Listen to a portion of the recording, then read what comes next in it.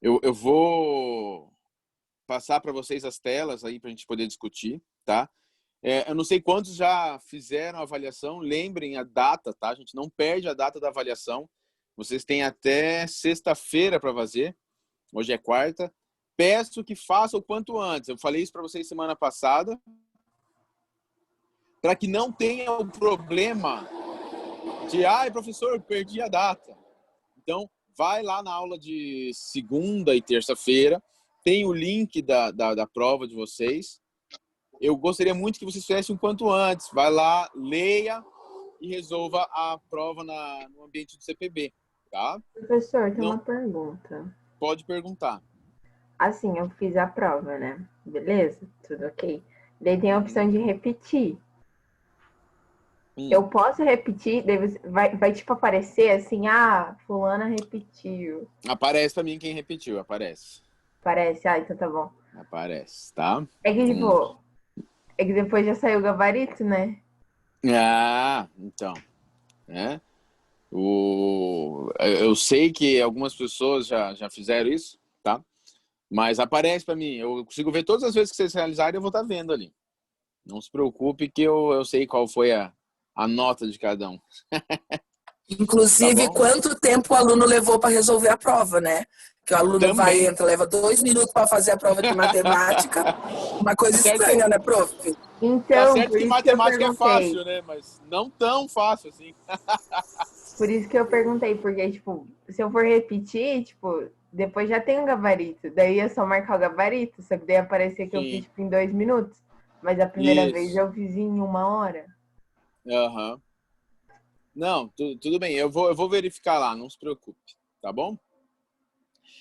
Como ainda tem pessoas que não fizeram a avaliação, eu não vou abordar os assuntos, até porque ninguém me mandou dúvidas quanto ao assunto.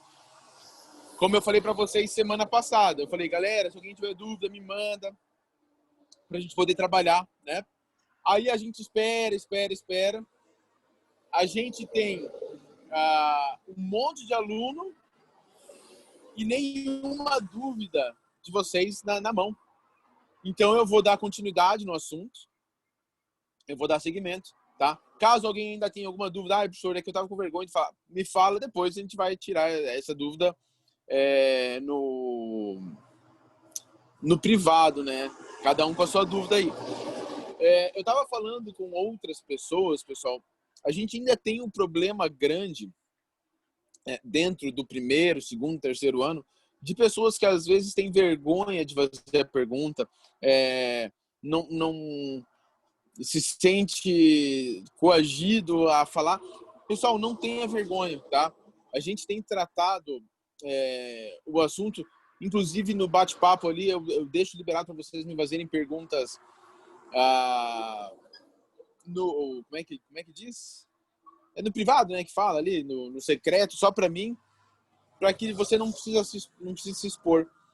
Então, aproveite os meios que você tem para tirar as suas dúvidas, que é melhor do que ficar levando uma dúvida para frente, que depois vai virar uma bola de neve muito grande, tá?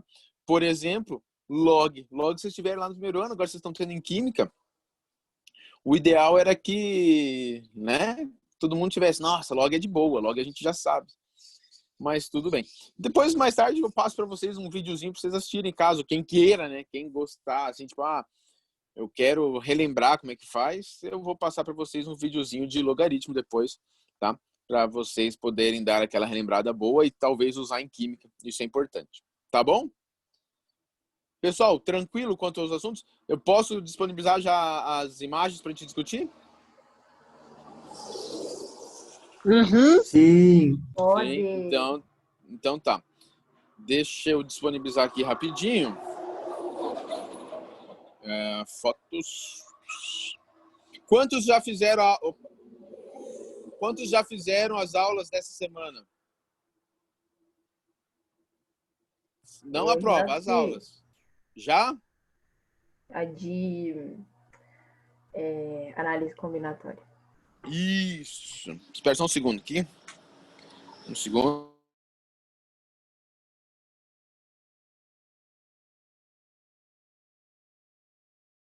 Tá aí. Então a gente vai falar um pouquinho sobre análise combinatória, tá?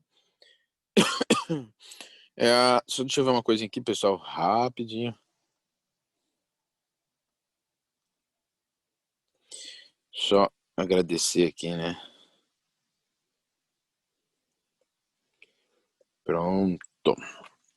A gente vai falar um pouquinho sobre análise combinatória. Lógico, facilita. Vocês estão me ouvindo? Todos me ouvem?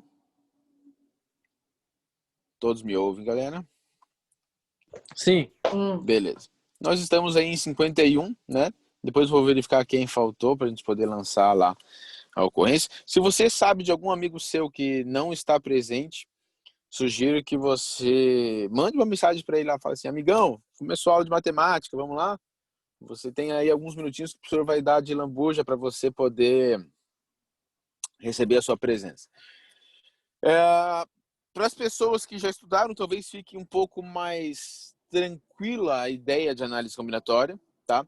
Mas eu vou dar a opinião pessoal, a opinião do professor Gabriel a respeito desse assunto. Desde a época que eu era aluno, tá, gente? Eu tenho a mesma opinião. Para mim, a análise combinatória é o assunto que traz mais dificuldade, ou é aquele assunto que é mais difícil do segundo ano do ensino médio, e se eu puder me estender, eu diria até do ensino médio inteiro, tá? É o conteúdo porque ele abrange algumas ideias, ele não é uma ideia fixa, vai ser sempre isso, né? Então, você tem que estar muito atento no que está sendo falado, qual é a história, qual é a contextualização. Por quê? Porque a análise combinatória, como vocês bem viram lá no vídeo, ela se divide em algumas partes, né? Ela se divide em algumas partes. E aí eu fiz 2 vídeos de análise combinatória, vocês tiveram um essa semana. O segundo vídeo vocês vão ter na segunda-feira, tá? Tá como análise combinatória 2, que é a continuação. Então, da mesma forma que eu dividi em partes no Eclass para vocês, eu vou acabar fazendo uma divisãozinha rápida também na aula Zoom, tá bom? Então, quando a gente fala de análise combinatória, a questão básica de análise combinatória é a respeito da quantidade de combinações possíveis em uma determinada história, tá? Então, tudo tem a ver com a contextualização. Tudo tem a ver, o que está sendo discutido? O que se quer nessa história? É vestir roupa? É escolher um lanche? É fazer uma placa? Qual é a condição que você tem para fazer essa situação, né? Quantos sabores você tem para escolher uma bola de sorvete? Quantas letras você tem e quantos números você tem para fazer uma placa? Isso tudo é parte de contextualização para análise combinatória, tá? E aí, o que a gente entra, como eu tenho falado para vocês, né? A quantidade de combinações possíveis depende de situações diversas. Por quê? Porque cada situação vai trazer para você uma ideia diferente, né? De análise combinatória. Então, cada situação que você tiver, e é aí que entra a dificuldade, porque, ao meu ver, como professor de matemática, a maior dificuldade numa prova, ou num vestibular, ou em um Enem, ou o que quer que seja que você vá resolver de exercícios desse assunto, a maior dificuldade é a interpretação e a contextualização da questão, né? Então, como eu falei para vocês, a análise combinatória, para mim, é um dos exercícios mais complicados. É um dos conteúdos mais difíceis ali dentro do ensino médio. Por quê? Porque você, dependendo de como é a história, dependendo de como é a contextualização da questão, você tem ideias diferentes. Você tem análises diferentes que você pode utilizar, tá? Como eu falei para vocês, eu não tenho um único jeito de análise combinatória, né? Vocês, por exemplo, na aula do Eclass, vocês já tiveram lá princípio fundamental da contagem e permutação, para quem assistiu, né? Se você não assistiu, a gente vai abordar esses dois hoje. Eu vou falar Lógico, permutação eu nem vou entrar muito, tá? Porque eu tenho umas ideias a mais para falar. Então, a questão dessa análise é quais as escolhas que podem ser feitas. E é isso que vai diferenciar qual tipo de análise combinatória você vai utilizar, tá? Então, o primeiro tipo de análise combinatória que a gente estuda, inclusive eu aproveito para dizer que esse tipo que está na tela agora, o princípio fundamental da contagem, é o primeiro em qualquer lugar, e vocês já viram o princípio fundamental da contagem lá no 8º ano de vocês, tá? Deixa eu só lembrar mais ou menos qual foi a época que vocês tiveram o princípio fundamental. Se eu não me engano, é finalzinho do 3º bimestre do 8º ano. Agora não vou lembrar exatamente a época, tá?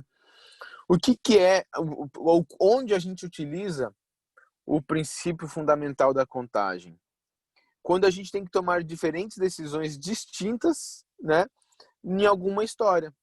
Então, como eu falei para vocês, eu preciso montar um lanche numa lanchonete. Eu preciso escolher alguma coisa dentro da sorveteria. Eu preciso tomar a decisão de com que roupa que eu vou sair de casa hoje, né? Então, eu tenho alguns exemplos aqui na aula de hoje para a gente tentar começar a compreender. Opa, peraí, isso é princípio fundamental da contagem, tá? Quando que eu vou usar o princípio fundamental da contagem? Quando uma decisão que você tomar não altera a próxima decisão que você vai ter que tomar. Como assim, professor? Como assim? Eu vou dar os exemplos, né? Tá aí o primeiro exemplo. Um rapaz possui 2 bermudas, 3 calças e 4 camisetas. De quantas formas diferentes ele pode vestir-se? E agora, quando ele vai se vestir para sair de casa, ele precisa escolher com que roupa ele vai sair, né? E dentro dessa questão eu já coloquei até uma pegadinha.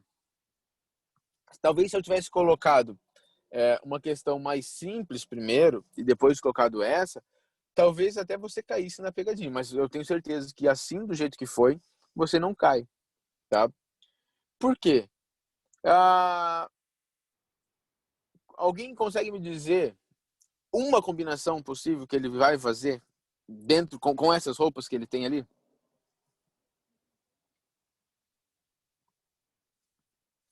Ele tem 2 bermudas, 3 calças, 4 camisetas. Vamos lá. Ele escolher uma camiseta exclui alguma possibilidade de bermuda ou calça? Perfeito. Ó, o João falou ali. Ele pode usar uma das calças e uma camiseta. Deixa eu fazer uma pergunta, João. Ele pode usar uma bermuda, sim ou não? Bermuda é calção, né? Não sei como é que chama. Mas ele não pode usar uma bermuda e uma calça ao mesmo tempo, né? Perfeito, perfeito. Essa é a pegadinha que geralmente tem dentro desses exercícios, tá? Por quê? Porque quando ele separa bermuda e calça, algumas pessoas pensam, opa, então tá, então ele pode escolher uma bermuda, uma calça e uma camiseta. Não, né? Ele ou escolhe uma bermuda ou uma calça e depois ele escolhe uma camiseta. Professor, e se ele escolher a camiseta antes? Não tem problema, porque a hora que ele sair na rua com a roupa, ninguém vai olhar para ele e vai falar assim, ele escolheu primeiro a bermuda, ele escolheu primeiro a calça, ele escolheu primeiro a camiseta. Não, ele não escolheu isso, né? A ordem não é visual. Então, ele só precisa saber de quantas formas diferentes ele consegue formar essa combinação de roupas, né? A combinação de roupas. Então, olha só como é que eu separei. Eu tenho 2 decisões a serem tomadas, independente da ordem, tá? A primeira decisão é qual é a parte de baixo que ele vai usar. E a segunda decisão, qual é a parte de cima. Então, agora eu pergunto para vocês o seguinte, baseado no que está no texto, quantas partes de baixo ele pode escolher? Ele vai escolher uma de quantas? 5. Uma de 5, né? Então, eu até estou vendo aqui, o João mandou. João, excelente conclusão, né? Só vou ler ali o que ele mandou ali. Ele falou assim, 8 combinações com bermuda e camiseta e 12 com calça e camiseta, 20 no total. Perfeito. Só que a gente pode fazer isso de um jeito mais rápido, tá, João? A gente tem como fazer isso mais rápido. Como? Se eu tenho 5 partes de baixo e 4 partes de cima, eu posso colocar direto, olha, 5 partes de baixo vezes 4 partes de cima. E 5 vezes 4, 20 formas diferentes. Ah, professor, mas eu fiz separado ali. Será que isso daria um resultado diferente em alguma ocasião? Não, porque o que você fez foi assim, ó, foi muito bem feito. Você pegou todas as formas com bermuda, todas as formas com calça e depois você somou. Qual é um erro, não vou dizer um erro comum, mas um erro que pode acontecer dentro desse processo aí? Eu pegar quantas formas diferentes tem com bermuda, quantas formas diferentes tem com calça, e aí querer multiplicar os dois. Isso aí vai me dar um problema, tá? Então, voltando à ideia de princípio fundamental da contagem, o princípio fundamental da contagem vai ser um produto, tá? Vai ser uma multiplicação, aonde eu preciso tomar decisões isoladas. Eu preciso, essa decisão que eu tomar agora, ela não interfere na outra. Ou seja, eu vou escolher a minha parte de baixo. Isso não interfere na parte de cima. E aí eu vejo quantas possibilidades eu tenho para a parte de baixo, eu vejo quantas possibilidades eu tenho para a parte de cima e eu multiplico, tá? Pergunto se ficou claro esse primeiro exemplo para todo mundo. Ou se alguém tem alguma dúvida, alguma pergunta dentro desse primeiro exemplo aí, tá? Porque a gente vai começar a avançar e aí conforme a gente avançar, talvez surjam dúvidas que se você sanar agora, fica mais fácil, tá? Alguém quer fazer alguma pergunta? Alguma pergunta? Alguma pergunta? Galera, deixa eu fazer um pedido. Quem tá com o nome VHS, eu só preciso saber o nome certinho por causa da chamada, tá? Quem é o VHS que tá lá? Senão não vai conseguir... eu não vou conseguir preencher a chamada lá. É um clone. Provável. Só que eu preciso saber o nome desse clone para eu poder dar presença para ele, para não dar advertência para ele. Notificação. Segundo exemplo, pessoal. Em uma lanchonete, o cliente deve escolher o tipo de pão do sanduíche, o queijo e o recheio, tá? É algo parecido, vamos só contextualizar para vocês. Algo parecido, por exemplo, com o Subway, né? Que você entra lá, ele te pergunta, qual é o pão que você quer, qual é o queijo que você quer e qual é o recheio que você quer. Lembrando que você tem uma tabelinha, né? O pão você tem lá parmesão e orégano, 3 queijos, pão branco, pão italiano. O queijo você tem suíço, cheddar, prato. E o recheio você tem lá carne, frango, almôndega. E eles têm as opções deles, tá? O que eu tô pegando desse texto, desse contexto de Subway, por exemplo, é uma ideia de escolha. Só que entendam, agora é importante, eu não vou fazer aquela parte final da salada, tá, gente? Por quê? Porque a salada já vai entrar numa outra contextualização. Por quê? Porque eu não preciso escolher nada. Então, quando eu chego lá para escolher, eu escolho pão, queijo e recheio. É isso que eu estou trabalhando nesse exemplo, tá? Então, é algo parecido com o Subway, mas não é o Subway ainda. Para a gente poder fazer o Subway, a gente vai ter que ir lá para o final do conteúdo de análise combinatória, aí a gente pode estudar. Eu até posso depois bolar uma questão baseada no Subway, tá? Mas não é o momento ainda. Então, aí agora a continuação do exemplo fala assim: ao chegar no balcão, foi oferecido 4 tipos de pão, 3 tipos de queijo e 5 possíveis recheios, tá? Quais são? Eu não sei, eu coloquei ali. Imagine que frango, carne, almôndega, sei lá, gente. Aquele frango com cream cheese e mais algum aí que vocês inventem, tá? Então eu tenho 5 possíveis recheios. Sabendo que só pode escolher um de cada, ou seja, um pão, um queijo e um recheio, quantos lanches diferentes são possíveis de montar? Eu vou dar um tempinho para vocês. Ô, Basílio, eu te entendo, eu te entendo. Saudade mesmo de sair para comer fora, né? Eu vou dar um tempinho, então ali o João até já falou a resposta, né, João? Muito bom, muito bom. Eu só vou dar um tempinho mais, porque algumas pessoas também... Não, você acertou. Você acertou, foi muito bem. Tá. Eu só vou dar um tempinho para que todo mundo consiga montar as ideias aí. Antes que você fique muito feliz, João, tá? Peço desculpas, assim. É porque é bem o começo ainda, tá? Esse é o princípio fundamental, é a parte mais fundamental da análise combinatória. Depois é que vai ficar difícil, não é na de hoje, não, tá? Então, não que eu não queira ver você feliz, mas vai disputar. Não, pô, eu quero ver você feliz. Pô, quero ver todo mundo feliz. Então, a ideia que a gente tem nesse exercício aí é isso aqui, ó. Eu tenho que escolher um pão, um queijo e um recheio. Quantas possibilidades de pão a gente tem? Quantas possibilidades de queijo a gente tem? E quantas possibilidades de recheio a gente tem? E isso está no texto, né? Ele fala que tem 4 tipos de pão, 3 de queijo, 5 de recheio. Então eu pego essa estrutura, entenda que a decisão do pão que eu vou tomar não vai influenciar em nada a decisão do queijo. A decisão do queijo que eu vou tomar não vai influenciar em nada o recheio, né? Eu posso fazer qualquer combinação dentro disso aí. Então, se eu colocasse os valores ali, né? 4 pães, 3 queijos e 5 recheios. E eu simplesmente multiplico, né? 4 vezes 3, que vai dar 12. 12 vezes 5, que vai dar 60 sanduíches diferentes para serem formados dentro dessa lanchonete, tá? Galera, eu pergunto para vocês se fica claro o que é o princípio fundamental da contagem e quando a gente utiliza o princípio fundamental da contagem, né?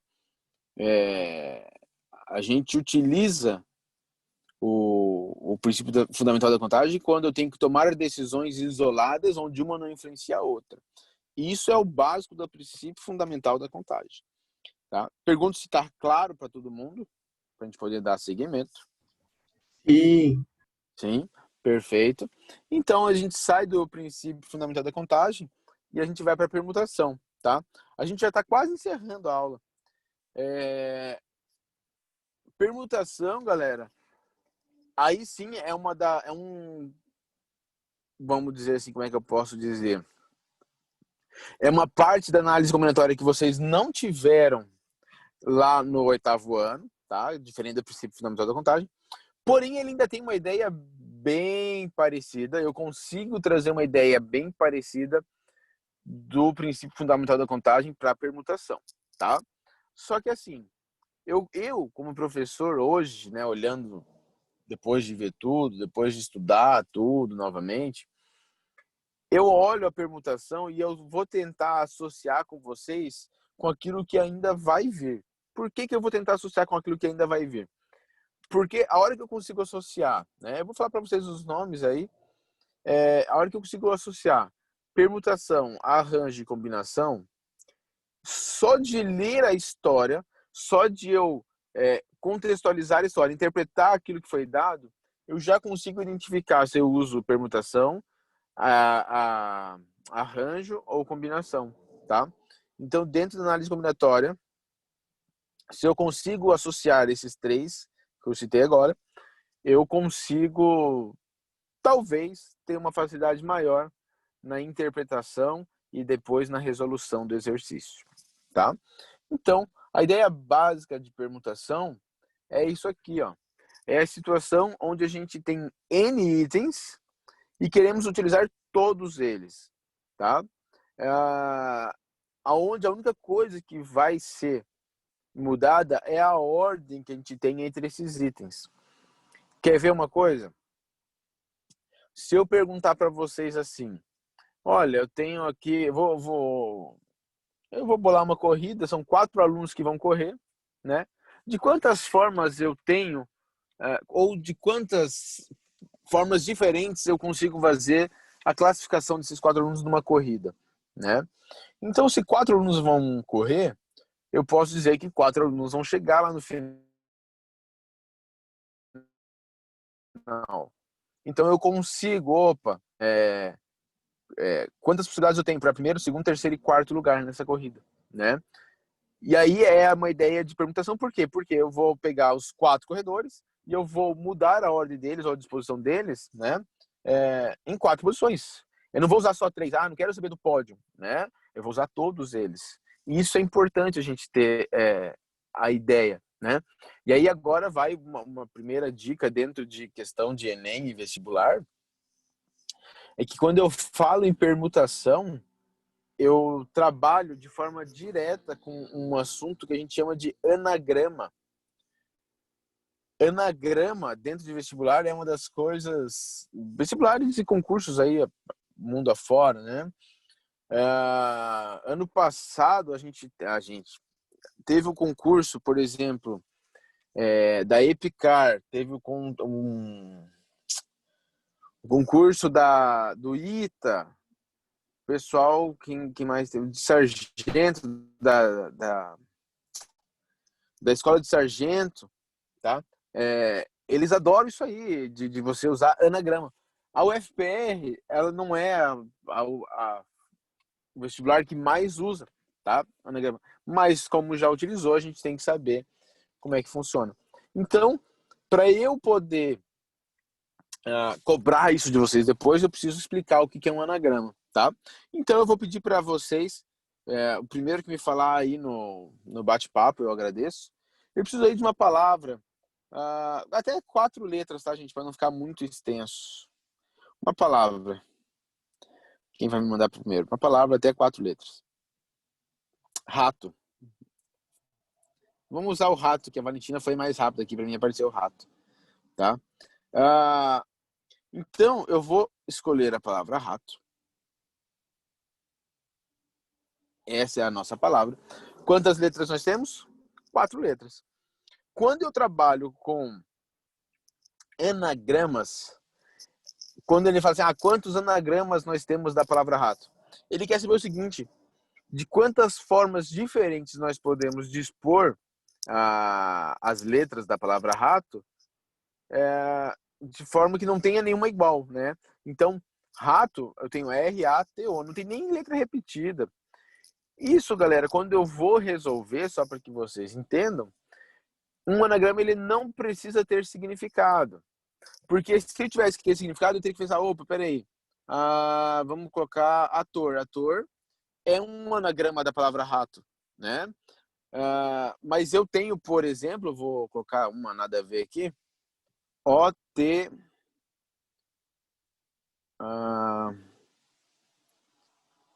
outra. Então, professor, mas isso é outra pessoa. Não, outra é outra, né? Outra é um anagrama da palavra rato que não tem significado, até onde eu lembro, né? Para tentar deixar mais claro, então, tora, excelente, né? O que acontece? Eu tenho 4 letras, de forma que eu preciso escolher, né? Para todos que estão falando aí, parabéns, galera. Eu fiquei bem feliz de ler aí os anagramas, né? Só que o que eu consigo visualizar é que algumas pessoas ainda buscam dentro do anagrama palavras com significado, tá? Toma cuidado, por quê? Porque não precisa ter significado. Então, se eu vou fazer um anagrama, se eu quero saber quantos anagramas eu tenho da palavra rato, ou da palavra ator, ou da palavra outra, quantas letras eu tenho para a primeira posição, né? Eu vou escolher a primeira letra. Quantas eu tenho para a primeira posição? Quem me ajuda? Eu tenho 4, perfeito. Então, eu tenho 4 letras para essa primeira posição. Acontece que eu posso escolher o R, o A, o T ou o O. No momento que eu escolho uma das letras, independente de qual é ela, quantas letras me sobram para a segunda posição? Porque agora eu preciso colocar, né, uma segunda letra. Então, eu posso ter escolhido o R, me sobra o A, o T e o O. Se eu escolhi o A para a primeira, sobra o R, T e o O. Professor, eu escolhi o T, sobra o R, o A e o O, e por aí vai. Então, quando eu escolhi a primeira letra, como eu já utilizei uma, para a segunda letra eu tenho 3. Para a terceira letra, eu já escolhi 2, né? Eu já escolhi a primeira e a segunda. Então eu tenho um total de 2 letras que eu posso escolher para a terceira posição. E para a última, se eu já escolhi a primeira, a segunda e a terceira, só me sobra uma. Me sobra uma. Então, o que a gente tem nessa questão aí, de verdade, né, é um princípio fundamental da contagem escondido, de forma que a gente teve que contextualizar de uma forma diferente, como eu falei para vocês. Então, a permutação é algo parecido com o princípio fundamental da contagem? Sim, é parecido, tá? Mas a gente vai desassociar isso aí com o tempo para associar com algumas outras coisas.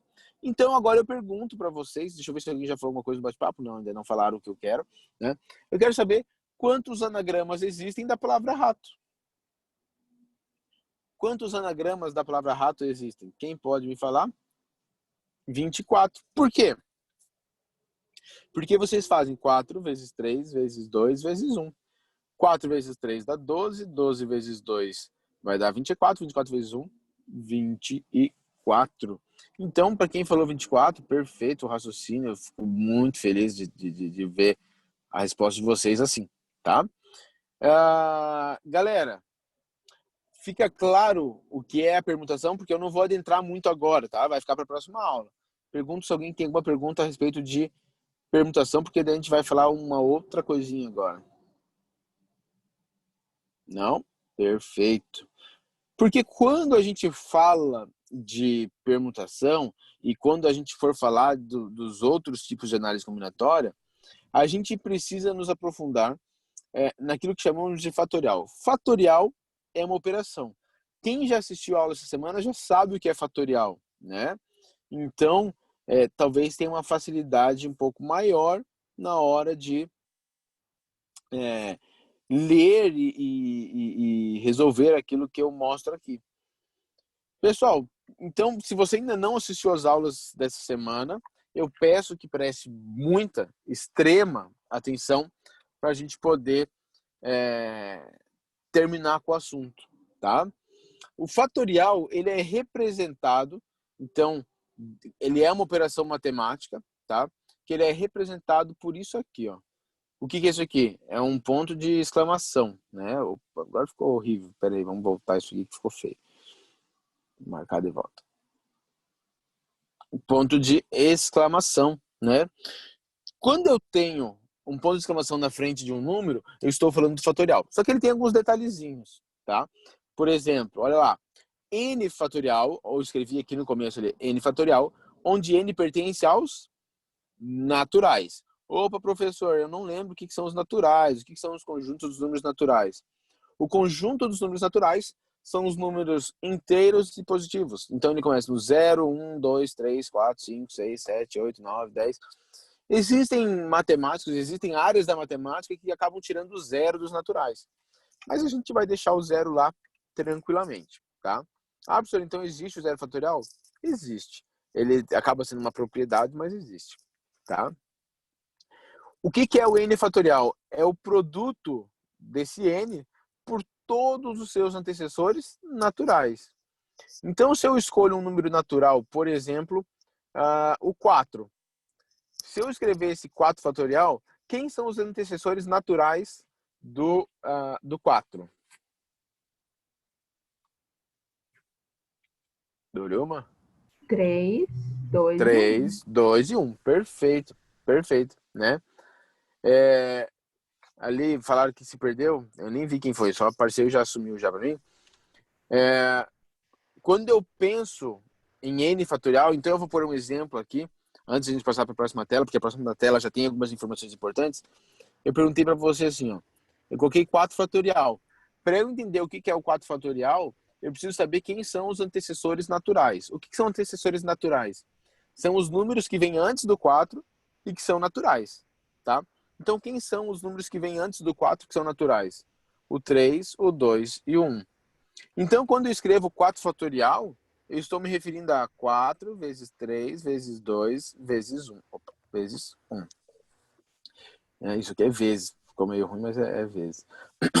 Então, o fatorial nada mais é do que uma forma de mostrar uma multiplicação, tá?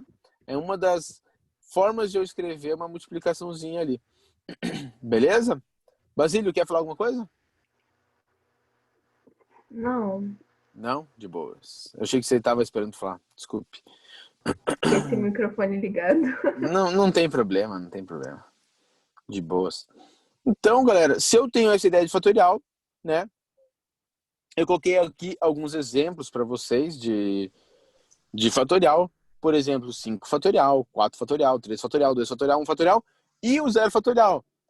Quando aparecer 0 fatorial, mas 0 não tem nenhum antecessor. O 0 fatorial é um caso, coloquei ali um asterisco para vocês ali, ó. O 0 fatorial vai ser igual a 1 sempre, tá? E isso vai ser importantíssimo dentro dos contextos que a gente vai ter lá do exercício, tá? Então, o que eu tenho aí, 5 fatorial é 5 vezes 4 vezes 3 vezes 2 vezes 1, vai dar 120. 4 fatorial, 4 vezes 3 vezes 2 vezes 1, 24. E olha só que interessante. A permutação, quando a gente falou de permutação, a gente falou de anagrama. Quando a gente falou de anagrama, vocês escolheram a palavra rato. A palavra rato tem 4 letras. O 4 fatorial deu 24, que é a mesma coisa que a quantidade de anagramas. Então, anagrama e fatorial são assuntos que estão bem ligados, né? Se eu tenho um anagrama da palavra perto, a palavra perto tem quantas letras? Tem 5, né? P, E, R, T, O. Nenhuma letra se repete. Então, o anagrama da palavra perto é 5 fatorial. Do rato, 4 fatorial. Da palavra ter, T-E-R, eu tenho 3 fatorial no número de anagramas. Da palavra oi. Oi tem O e I, só tem 2 letras. Eu tenho 2 anagramas. Oi e I-O. É o 2 fatorial, tá? E aí eu coloquei só para finalizar, galera, uma observação que isso é importante, eu falo isso no vídeo, lá que tá no Eclass para vocês, que é a questão, olha, o 5 fatorial é 5 vezes 4 vezes 3 vezes 2 vezes 1. Mas eu posso escrever ele como 5 vezes 4 fatorial. Por quê? Porque 4 fatorial é 4, 3, 2, 1. Então eu escrever 5 vezes 4 vezes 3 vezes 2 vezes 1 é a mesma coisa que eu escrever 5 vezes 4 fatorial. É a mesma coisa que eu escrever 5 vezes 4 vezes 3 fatorial, que é o que está aqui no cantinho para vocês aí, ó. Por que eu estou falando isso? Porque dentro do raciocínio que a gente vai ter na próxima aula, por exemplo, vai ter esse conceito de, opa, peraí, eu tinha 5 fatorial, mas eu não preciso escrever tudo. Esse tipo de notação que eu deixei na ponta para vocês aqui, é uma notação que lá na frente isso vai trazer uma facilidade, vai me facilitar em questão de eu não ter que fazer tanta conta, né, de multiplicação e às vezes divisão. Então é importante a gente ter essa visão que, opa, eu tenho o fatorial, mas eu não preciso escrever todo ele, tá? Pergunto se ficou claro todo o raciocínio da aula de hoje. Isso que eu passei na aula de hoje é a base para a gente poder entrar melhor em permutação e depois vamos falar sobre arranjo e combinação, tá? Podia ficar só na base? Podia, né? Mas é que a gente tem mais coisas para fazer. A gente tem aí Enem, temos vestibular, temos concursos. Mas, João, não se preocupa, cara. Eu vou tentar, eu juro que eu vou tentar deixar tudo da forma mais simples Oi, possível para vocês. Tá bom? beleza. Pessoal, Tá ótimo. alguém quer fazer alguma pergunta? Mas ô Luana, é de boa, esse começo é bem de boa. O problema depois é que nem eu falei para vocês, é a questão da contextualização, da interpretação, tá? Mas como eu falei, eu tive, quando eu aprendi esse assunto, eu tive meio tudo misturadão, assim. Eu vou fazer com vocês bem separadinho, vou tentar mostrar o que é um, o que é outro, porque depois na interpretação fica mais claro, mais fácil a gente entender. Tá bom? Pessoal, alguma pergunta? Alguma dúvida que vocês queiram tirar, talvez? Não? Então tá bom, galera. Vamos encerrar a aula por aqui. A pessoa, deixa eu ver aqui, o VHS continua lá. Eu preciso saber quem é o VHS, pessoal, para eu poder não dar a notificação. Vai ser mais de boa, sem maiores problemas aí, tá? Vou dar a chance aí pro VHS, dou-lhe uma, dou-lhe duas, Dole 3. E ok, beleza, então. Pessoal, grande abraço. Se o aluno, por acaso, quiser me falar no particular lá, me fala, tá? Porque daí eu já não dou a notificação. Pessoal, grande abraço. Até a próxima aula. Só lembrando que a sexta-feira vai ter um programa pedagógico pra gente. Então, a gente não vai ter a aula Zoom na sexta, tá? A gente se encontra novamente na quarta-feira da semana que vem. Beleza, galera? Vocês vão receber mais detalhes disso aí depois. Não se preocupem. Um grande abraço e até a próxima. Isso é só da sua aula? O de sexta? Não. Sexta, todos os professores estarão no esquema pedagógico. Tá bom? Mas eles vão avisar Nossa, vocês. que notícia boa, meu Deus. Basílio, é você que tá falando. Sim. Basílio, é a minha aula. Você tem que Não, falar, não, professor. professor, eu queria muito a sua aula, professor. Professor, assim, você sabe que você mora no meu coração.